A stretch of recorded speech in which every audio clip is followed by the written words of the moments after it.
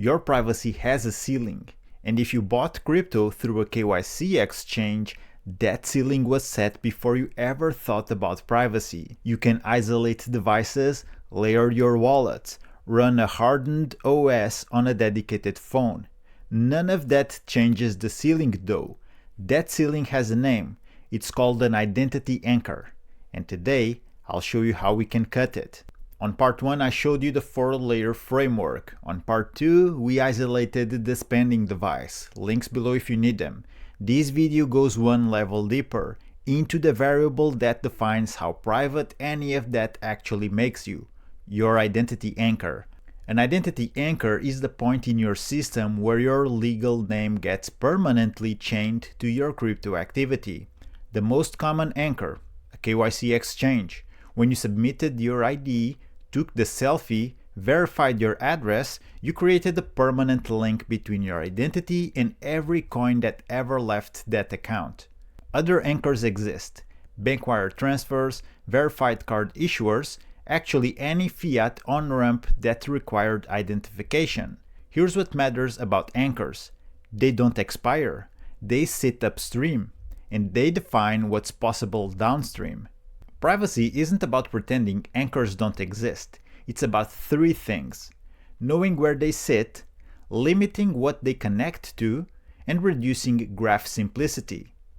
That last one, graph simplicity, is the key concept for this entire video. Because the difference between a simple graph and a complex one is the difference between a 5-minute trace and a 5-month investigation. Here's what most crypto card users have right now: 4 nodes: bank, KYC exchange, card, and merchant. A straight line. Your bank knows you bought crypto. Your exchange knows which coins you bought and when. Your card issuer knows what you spent. The merchant knows what you bought. Visa or MasterCard connects the whole thing. This is the graph you're working with if you've done nothing beyond signing up for a crypto card. Now, part 2's device isolation. It reduced corporate graph merging. Google, ad networks, data brokers don't get to piggyback on this chain anymore. That matters, but it didn't change this financial graph. The line is still straight. The trace is still trivial. So let's bend it. In part 1 of this series, we introduced intermediate wallets between the exchange and the card. Today we go deeper on why that matters and what different funding paths actually change analytically. Your funding path sits on a spectrum.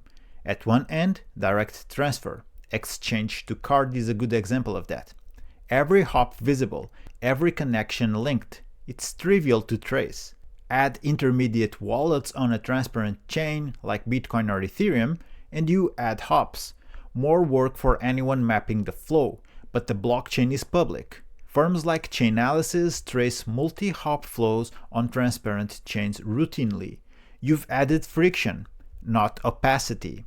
Now I want to be specific here because this is where most crypto content gets sloppy. There are tools that change the analytical properties of the flow itself.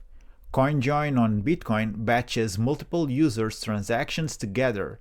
The inputs and outputs are visible on-chain. You can see a coin join happened, but mapping which input funded which output becomes probabilistically rather than deterministic.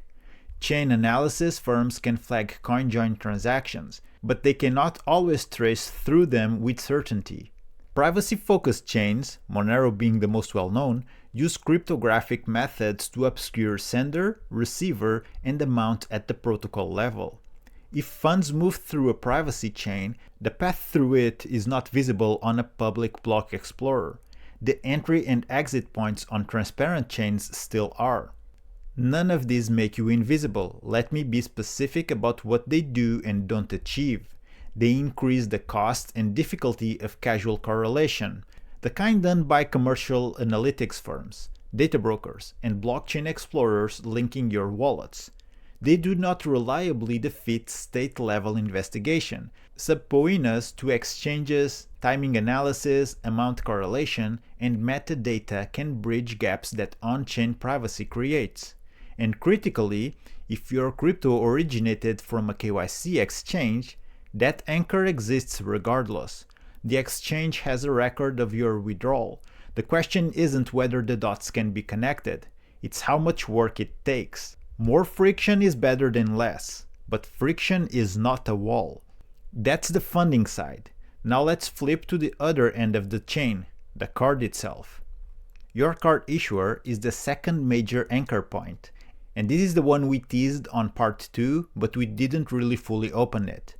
On a fully KYC'd crypto card, and that's most of them, the issuer has your name, your address, your government ID, often even your face.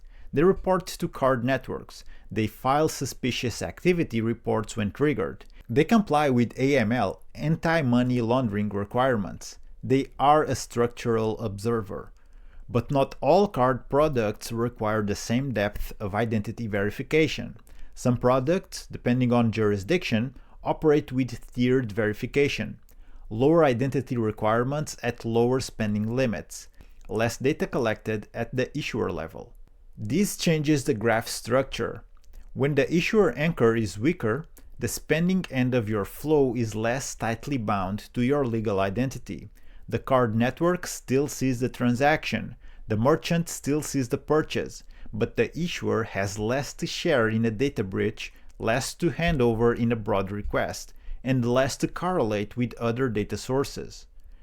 Now the mistake, almost everyone makes it.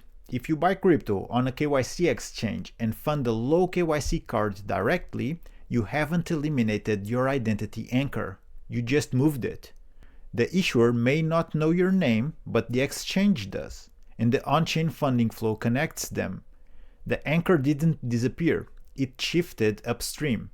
Low KYC at the issuer level only changes your privacy structure meaningfully if the funding path also reduces identity anchors. This is why architecture matters more than labels. Calling a card no KYC tells you one thing about one node. It tells you nothing about the rest of the graph. Let me put the entire system on one screen. 4 models, each one represents a different architecture. Model 1, KYC exchange to your KYC card, direct. Issuer knows you, exchange knows you, on-chain trace is trivial. This is the baseline, it's what most people have. Model 2, KYC exchange, wallet layers, KYC card. Both anchors remain, but the on-chain graph is no longer a straight line. Moderate friction, someone can still connect the dots, it just takes more work. Model 3, KYC exchange to privacy layers to a low to no KYC card. Issuer anchor weakens here, exchange anchor remains. On-chain tracing becomes significantly harder, but the origin is still KYC'd. That record still exists upstream. Model 4, non-KYC acquisition, a no KYC card. Both formal anchors are weak. The graph is complex, highest structural friction. Now look at what Model 4 actually requires. Non-KYC acquisition means mining, earning crypto as payment, or peer-to-peer purchasing. Methods where no centralized exchange holds your ID. Those methods are not anchor-free. A peer-to-peer counterparty sees your face. A mining pool may have your registration, but the anchors are weaker, less formal, and less centralized. No KYC cards mean jurisdictional research, lower spending limits, and fewer product options. The operational complexity is significantly higher. And notice, every model beyond the baseline requires a separated device. That's the constant across all of them. If you got a spare Pixel phone sitting in a drawer, factory reset it. Flash it with Graphene OS, and you're good. If you don't, I've linked the source below where you can get the device preloaded with Graphene OS, ready to use as a dedicated payment phone out of the box. No configuration add-ex, link is in the description. Now, even in Model 4, card networks still process the transaction. Merchants still keep records. Device fingerprinting still exists. You haven't become invisible. You've made the graph expensive to reconstruct. Now, if you're looking at Models 3 and 4 and thinking, how do I actually build the privacy layer in the funding path? These are services that do this specifically. NO allows you to swap on-chain assets through a Monero layer, so the direct on-chain link between your origin wallet and your destination is broken. What enters the service and what exits it are not connected on any public blockchain. With NO card, you can go a step further and fund a NO KYC card through the same mechanism, meaning your origin wallet and your card funding are not linked on-chain. I personally use both. I've made tutorials about how to use them. Links are in the description.